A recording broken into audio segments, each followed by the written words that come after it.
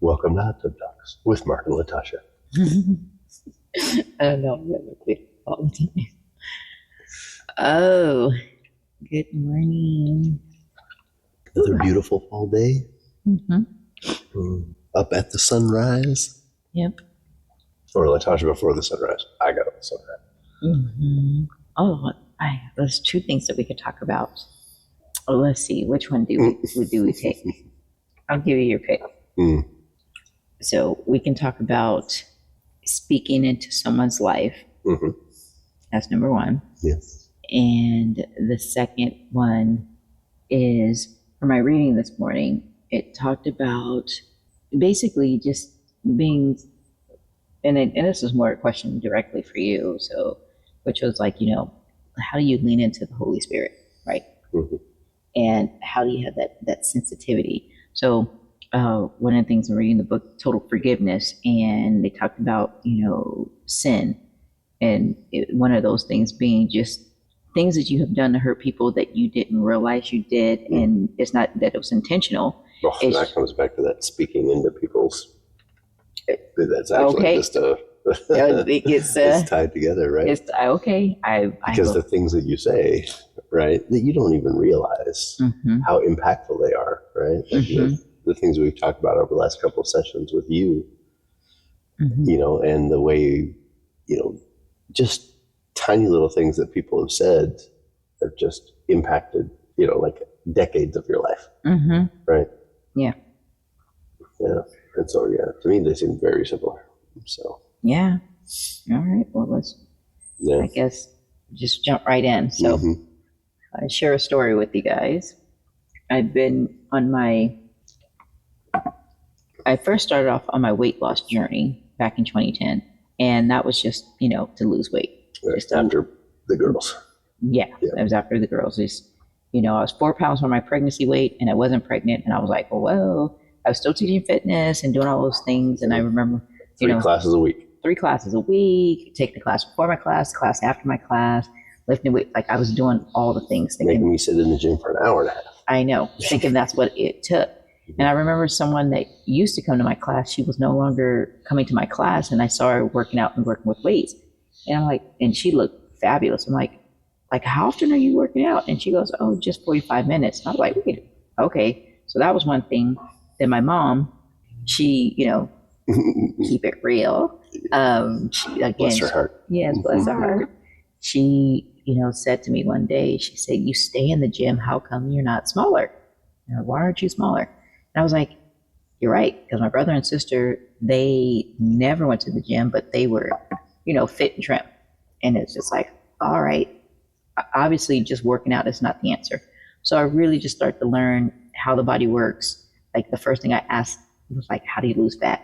So anyway, learn how the body works. And as I was learning how the body works, I realized that there were let's fast forward. My mom ended up passing. After my mom passed, then my world was shattered. And I thought she didn't drink, she didn't smoke. What happened? And so I wanted to, again, just understand more about how the body worked. And through that, I found that I had anxiety, depression, inflammation, there's just a list of things that started to go on. And so as I started to fix one problem, it either uncovered something else. And so then I end up going through and I would say I went vegetarian, vegan for a while, vegetarian more likely. I just really started to just take control of my health. And because I took control of my health, my weight started to drop. And it wasn't that I was trying to be, thin or anything like that, but my body wasn't having any reaction to foods. And so the main factor was the inflammation. So anyway, I felt like I looked my absolute best that I had in years. I mean, I was fitting into my high school uniform, my cheerleader outfit. I was wearing these, I was buying these, fancier, I would say, clothes that I saw on the internet, thought I think I can wear that. I was buying those and, having these photo shoots, and I was feeling so good about myself. And at the time I was also teaching classes at Nike And so one of my dreams was just to kind of like just look like one of those Nike mannequins. Like that was my thing. I never wanted to be skinny. I wanted to be Right. You want to be fit. Yeah. tone fit. And I felt like I had achieved that. And I went and taught a class, and someone who hadn't seen me in a while, she saw me and she looked at me and she goes, "Oh my God, are you okay? You are too skinny. You look like did you purposely mean to lose this weight?" And she was concerned, but that statement played on a fear that I had that I didn't realize that I had still, with my mom passing away, at the age of 58. I thought, oh, when my mom got sick, she was a little bit bigger. And then as, towards the end of her life, she started to, like 2 weeks before she passed, she actually, at that point, she started to lose weight, because up to that point, you wouldn't have even known that she had cancer or anything like that, or that she'd gone to chemo or anything. So she started to lose weight. And when I start to see people, lose weight, then I'm just like, oh my gosh, they are sick. That's what I associated with. And so when she said that, I thought, I wonder if I can gain weight, or am I sick and I don't know it? It's just like it played a lot of mind games with me. And that point, I started to gain weight, and I never really rebound and went back down. And so I've had to work on my mental health and say, no, the things that I'm doing is for me to be healthy overall. And so having those boundaries, having those things. And so anyway, Mark and I were talking about, because I never told anyone about it. And I think just earlier this year, about a month ago, 3 weeks to a month ago, I just told Mark about it. And so he was not pleased. Not pleased. A few times I wanted to jump immediately to violence. Oh my gosh. Yeah. Yep. And then you actually, after, probably since she said that to you, you actually saw her right after that. Right. So years and years and years have passed. And then you saw her, and it's like, oh. Yeah. And I had to tell her, I did tell her, I said, your words took a toll on me, and I had to work through a lot of mental stuff because of that, And so, and I know she probably didn't mean it maliciously, which was the second topic that I, had brought up. When people say things and it may be insensitive, and you may have hurt someone, we may have done these things. Like just yesterday, when we were having our hot tub talk without recording it. Without recording it. I said some things, and I was talking about the check marks. And I was thinking like I'm just describing something, but it obviously affected you in such a way because you brought it up a couple of times, and you're like, you said I mean, well, you tell me, you tell us. Well, yeah, it was in reference to you were tallying up things, right? Like making the T graph, and then saying that, oh, well, this happens more often than the bad happens more often than the good. So therefore, there's some thing going on. And of course, I was like, I don't really think you're tallying up the good as much as it's very skewed. At least that's what's going in my mind, right? And it was all about we were setting a direction that we wanted to go. And then, of course, when you first start a direction, especially if it's something that's deeply ingrained in you that you want to change, it's not, unless, of course, you have infinite discipline, right? It's not going to immediately be apparent, right? And so, of course, there's going to be a lot of check marks. It's like, oh, you're still doing this, you're still doing this, you're still doing this, but as you're working in a direction, that should start to shift, right? And so that just, Yeah, you essentially keeping score was what hurt. Yeah. And of course, that wasn't my intent. It wasn't like to keep score. It was like I was trying to explain what I was saying in my head, but it came out like I was keeping score, right? And the decision has been made, right? And you're looking at all these check marks, right? Yeah. There's no point in going on. There's no point in continuing to change. No, then it came up. Well, but that's the way it came across. Oh, okay. So again, yeah. So that's what. So just make the decision. Yeah, and so give up. Yeah. Yeah. So I have to say I'm sorry for that, right? I am sorry because definitely that wasn't my intent. And so the thing that I was reading this morning was leaning into the Holy Spirit, and if you're a believer, you know what that means. That's like your inners, that, that gut kind of like, how would you explain it? However you look at it, right? It's that voice inside of you that answers the questions that you ask to yourself. Yes. Yeah. And, And then I always remember this, like, when you make a call to God, there's always two different people that can answer that phone call. But anyway. Okay. Yeah, which goes back to, there's two wolves inside of you. Which one grows the strongest? The one that you feed. There's always, like you really have to know, like what, because there's a part of you, that the self part, that also wants to answer and go in a different direction than the one that, it's like, if you sit down and ask yourself, it's like, okay, what could I have done better today? What did I do wrong? Right. And that was my question, because you were saying ask yourself. Yeah. Right. And sometimes if you ask yourself, you're going to get an answer from yourself and it may not be the right answer. You're correct. Yeah. And so again, yeah. So how do I phrase that better? Like it's when you, ask, the questions when you're alone, right? Then it's like, And so this was my curiosity about you, because a lot of people, if you are not aware, book coming soon, Mark was an atheist. And so a lot of the terminology, he has a, scientific background, super smart. I say the smartest guy I know.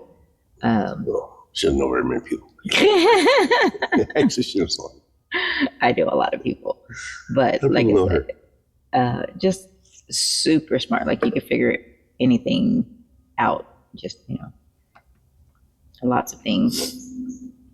And when we talk about the Holy Spirit, like it's easy for me to say the Holy Spirit, right?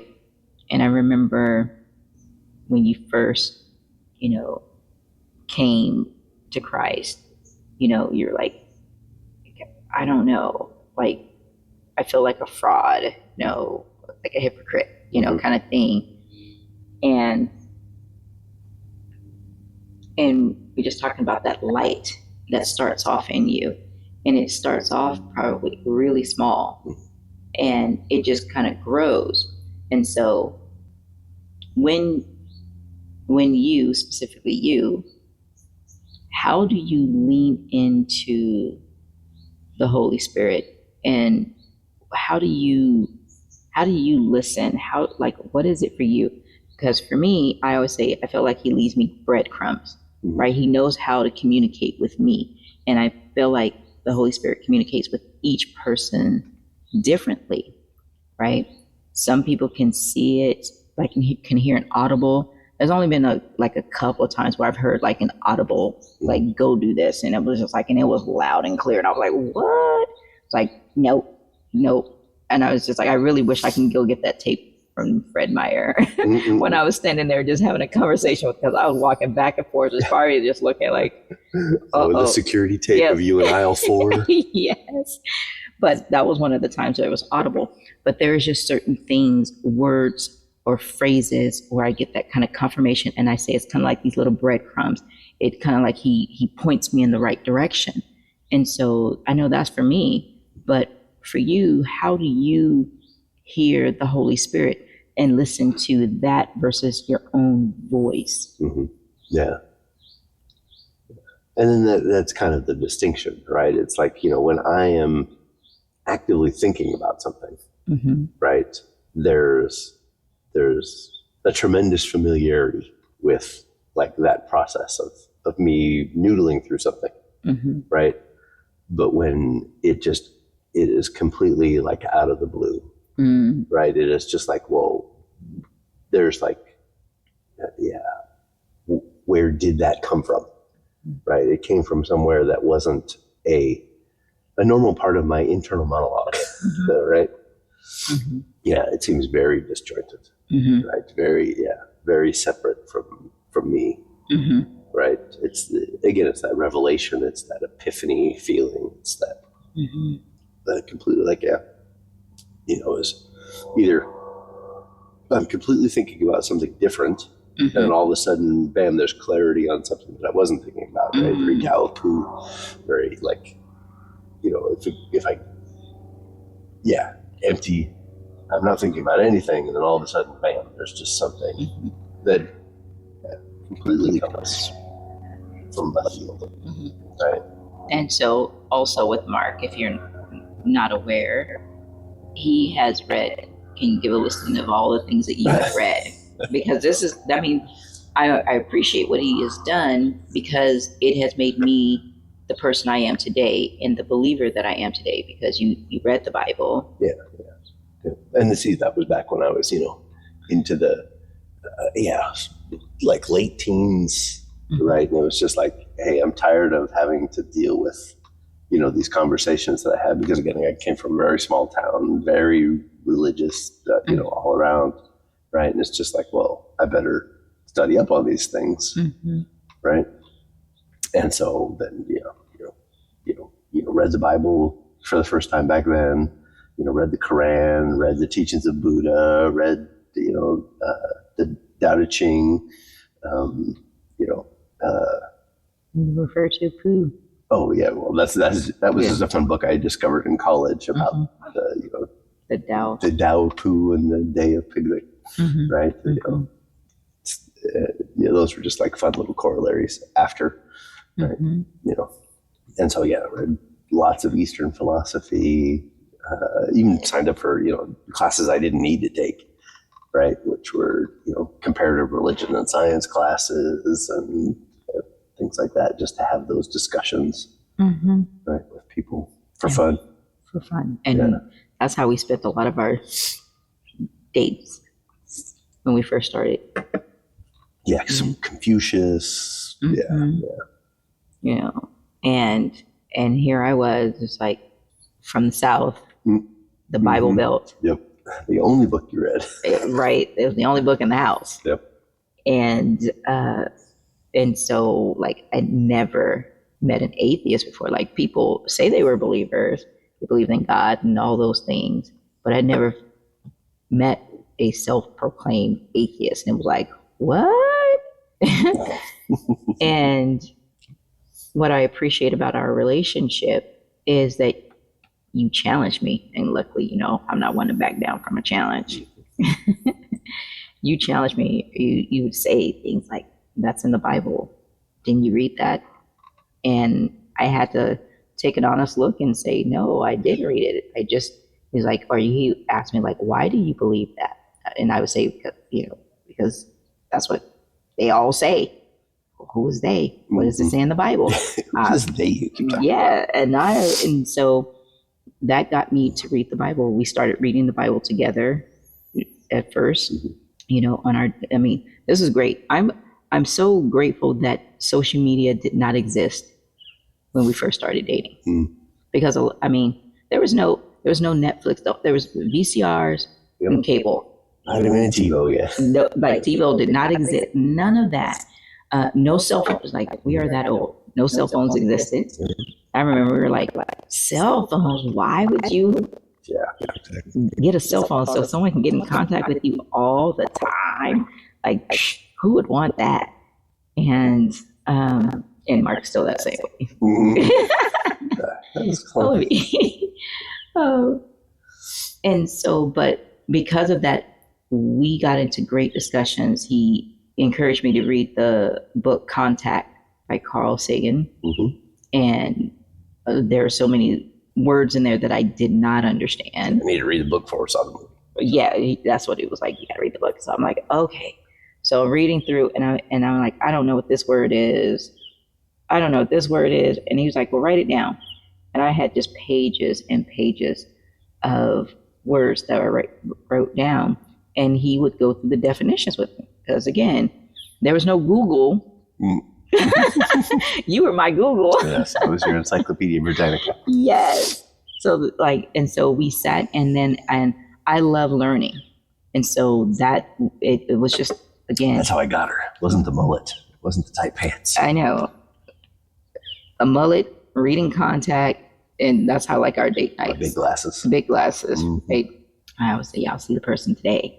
Y'all didn't see him back then. So that's proof that I love you. Mm-hmm. I watched enough of those after school specials to see the transformation and know, like, Can't Buy Me Love. Can't, yeah. Like, oh, we're going to take the nerd. We're going to turn him into the most popular kid in school. to the hot guy. Mm-hmm. So, but Me and Patrick Dempsey. yeah. So that's our backstory. So when you're hearing Mark say certain things, I just want you to know where he, his history. Yes. Right. 37 and a half years of being totally fine with the randomness of the universe, right? And the laws of large numbers. Mm-hmm. Mm-hmm. Right. And so that was the reading that I did this morning. Like I said, it just talked about being sensitive to the Holy Spirit, because it's a small whisper.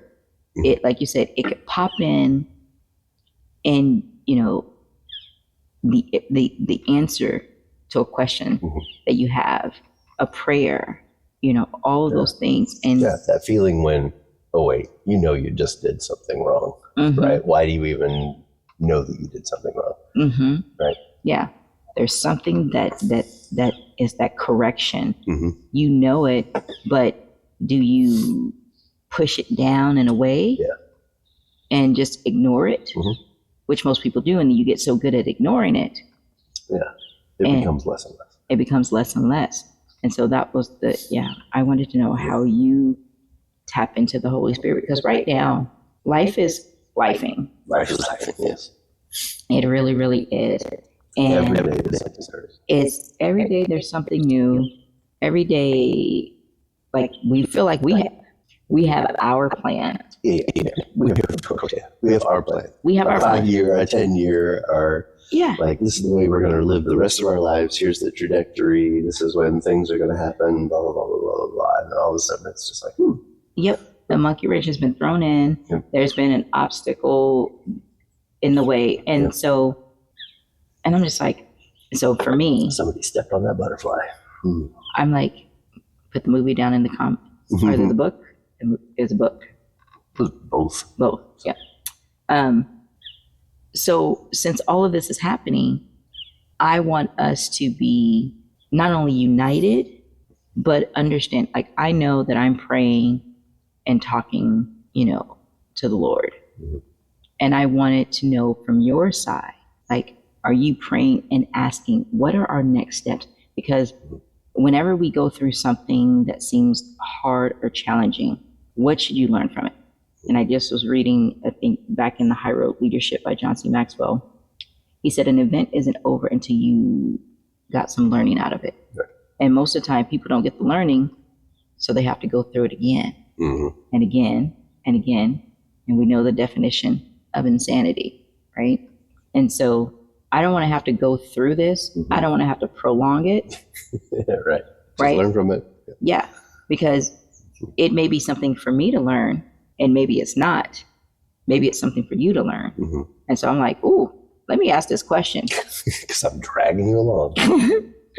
Like, okay, is the Lord trying to get your attention? Mm-hmm. If he's trying to get your attention, is he trying to move you somewhere? And are you resisting that? Mm-hmm. And so, but before you even started answering those questions, I just wanted to know, how do you hear from him?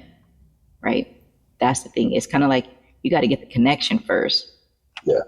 Before you start asking the questions. You got to get your internet all set up first before you can jump on the Google. The Googly. On the Googly. Yep. So, right? Well, Yeah. Yeah, well, I think we covered that first part of that question, right? Which is like, this is how it arrives, right? And then the second part, which is the opening myself up to those things, right? Because it's like, oh, yeah, there's so many possibilities, that contingencies that try and plan for. And yeah, is it, again, me being afraid, and I've asked these questions before, like, is it, back to I asked the question once, to everybody at work, it's like, is loyalty just a mask for fear of change, right? And that's the thing, it's like, is what I need to learn that, what tons of people say, it's like these big companies, they don't care about you at all, right? And, it's like, am I going to be a diehard Intellite because, that's the first job I've ever had out after college, right? That wasn't, construction or, or things like that, right? And first job, same job. Same job, yeah. Like, basically, I did the same thing, have the exact same thing for 27 years. Yeah. No career change. No career change. Nope. 27 years. Yep. There's very few people that can say that in this day and age, right? Yeah. And so, is that, do I count myself as just a diehard Intel person, or is it just I have a tremendous fear of change, right?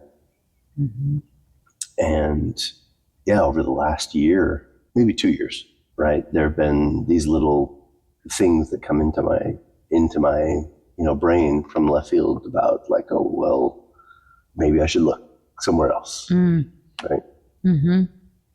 Or, do I stay? Do I go? Right? How? Yeah. And it's... And do you push it down? Do you push it away? Yep. Because you just want to stay where it's known and it's comfortable, and, I've got, everything that I think I need, but it is slowly, and I just, the simplest book. Yeah. Right. Which is Who Moved My Cheese? Exactly. Right. And I just think, am I going to be the last one, and the cheese is going to go bad? And I'm going to be standing here, and no matter where else I run in the maze, all of the other cheese is taken. Right. And that weighs on me constantly. Constantly. Yeah. And, women, there's a pressure, on your husband that we may not understand, right? And what I am learning is I don't want to add pressure to the situation. If anything, I want to help relieve any of the pressure. So, like, I love my business, entrepreneurship, all of those things. I've been able to do my businesses the way that I want to do them. Any money that I make, I've been able to keep. And so it doesn't affect our household budget. So any of my businesses is not taking away from, the family. They are self-sustaining and all those things. But, I'm like, all right, you let me know if it's go time and you need me to drop all of that and go back to work, and not being prideful, to do it, right? After being unemployable for 20 years. Right? But I will do that for you, right? I would do that so that it will make sure that you don't feel the stress of having to do it all on your own, right? I know that I can go back and get a job somewhere. Like I know I can work. I got a lot of skills, and yeah, I could do that. Do I want to? No, but I can. And so in the meantime, I've been really busting my tail trying to get some more things going, because you gave me a number and I want to hit that number. And if I can hit that number, through my businesses, then I don't have to, worry about going back. But I say that to say that yelling and arguing and what are you going to do next? Blah, blah, blah, blah, blah. And sometimes I think I'm helping. And it goes back to the question I have, that being insensitive unintentionally, right? Throughout this process, I've come to you thinking that I'm helping, and I just added more stress to the situation. And because we have, we work on our communication, he was able to tell me that, like, this is what you're doing. And I was like, oh, I'm sorry. I didn't mean to do that, right? We can be like, well, I didn't mean to do it, but that doesn't mean you didn't, and I use the word sin. You still didn't have the impact, right? Yeah, right? There are things that you can do, and that you're unaware of. You think you're helping, you think you're being benign, right? At best, right? Right. And so, because the book that I'm reading, Total Forgiveness, it was saying that, you do it and you need to pray and ask forgiveness daily for the things that you have done, the sin that you have committed against others that you didn't know. And if I had it in my head, I was just like, I'm so good. I was good today. I didn't once cause suffering. I only uplifted. I only did these things and blah, blah, blah, blah, blah. And Lord, why am I not moving forward in life? And, because I'm so good. And it's so humble. I'm so humble. Right? Oh my gosh. This is so funny. So, like, all those things. And I just had to really, when they say take an honest look in the mirror, and sometimes you may not be able to see it yourself, and you have to go to people that you respect and that you love, that's going to speak those hard truths to you with love. And what I was saying, for me, when my mom passed, she spoke those hard truths to me when she was like, you stay in the gym, how come you're not smaller? Right? But I knew she was coming from a place of love because I know my mom loves me. Right? The other gal that didn't know me, I didn't know if she loved me or not, right? She just said this thing, and it was her opinion, and it sent me down a path that it has taken me years to recover from, right? And I don't want to inadvertently do that to someone that I love. I don't want to do it to anyone, but definitely not to someone that I love. And so that's what I wanted to bring to the hot tub today, right? Yeah, it really how do you be more mindful about those things? And that's difficult for me because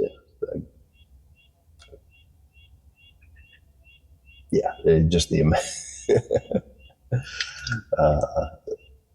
am I joking? Do I say things? I say things quickly. Somebody talked about this yesterday. Not about me, but just in general. But then it really struck a chord with me. It'd be like, I really, really need to think about how the things I say, right, could impact people. Because again, most of my job and like how I've structured my entire life, right, is to react quickly to things, right? Whether I'm down at the shooting range, it's speed and precision. Whether I'm at work, it is solve the problem as fast as possible. There's always pressure, on root cause quickly. Yeah, because there's sometimes billions of dollars on the line, right? And because it's all about, again, understanding a problem as fast as possible and make a decision. And we start moving forward. Yeah. Right. And you are like hands down the best. Like you can think in a quick situation. You can make decisions. You know, we'll have to recant the story of the Titan. Oh, the Titan. Yes. Like that's one area. When there was a fire around our home and we thought we were going to lose everything, you know, again, all the things you did, when the power goes out, and then it's like you have these like you do these things, and you know, his nickname, if you haven't heard it already, is Mark Guyver, because he can, you know, faction things out of, it seems, baling twine, duct tape, and bubble gum. Yes.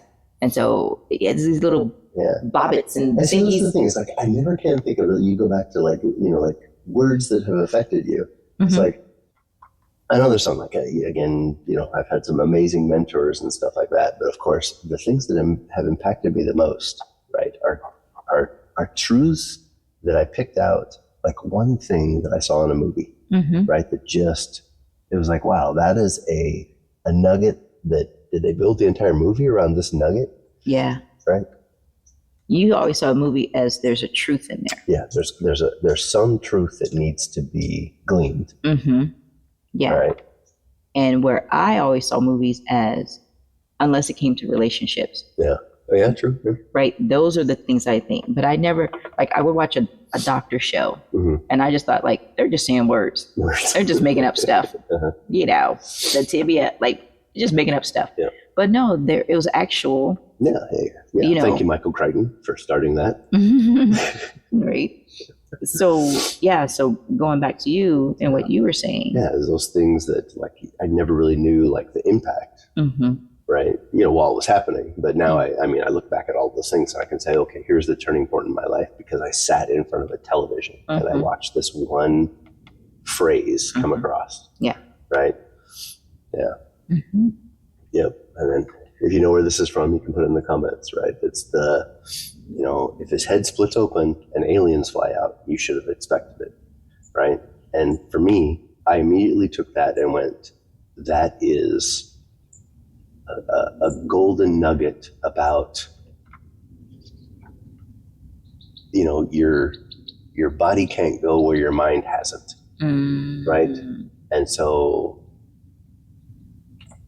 again, I run through scenario after scenario after scenario after scenario, so that way, when a bear walks into the same store that I'm in, I know what to do, because I've already thought about, okay, if a bear walks through that door, what am I going to do? Yes. Right. Right. You know, or zombies, aliens. Right? You know, it's all thought out. That way, you know, if a worldwide pandemic happens, I've already thought about it. Already thought about it. Already prepared. We're already prepared. We're already good. Already good. And so life didn't change. Life didn't change. But those are the things. And I think, you know, God has designed you that way, right? And there's only so much that you can do. Like, you know, I think about, oh, what about this? What about this? What about this? What about this? What about this? What about this? What about this? You know, I'm just vocal about it. Right. And at some point, we just have to, we can't plan for every contingency, right? We can have a plan, but as I was saying earlier, we have our plan. Yep. But if God has another plan, and more than likely, like, I didn't know I was going to end up in Oregon married to a Billy Ray Cyrus lookalike. Right. And so, again, but the things that I could see where those decisions where I felt, you know, where it was sensitive to, like, where I felt I needed to go, that has led me here. And so I want to step up and be like, oh, we're going to do this, this, and this, and this, and this.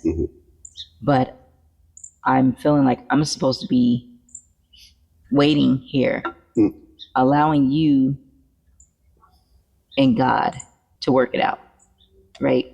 That's what I got from this morning. And that's what I wanted to talk about, because, again, I don't want to speak negativity into your life. I don't want to create doubt and confusion and all of those things. And that's why I said when we talked about the check marks and you said that affects you, and I was like, I'm sorry. I don't want to get in God's way of what he has for you. And so, but then I was just like, but wait a minute, I need to see, are you listening? Are you actively seeking to see what he is saying about your next move? Yeah, and not suppressing it. Mm. Yeah. Mm-hmm. Yeah. Yeah. Okay. All right. Whew.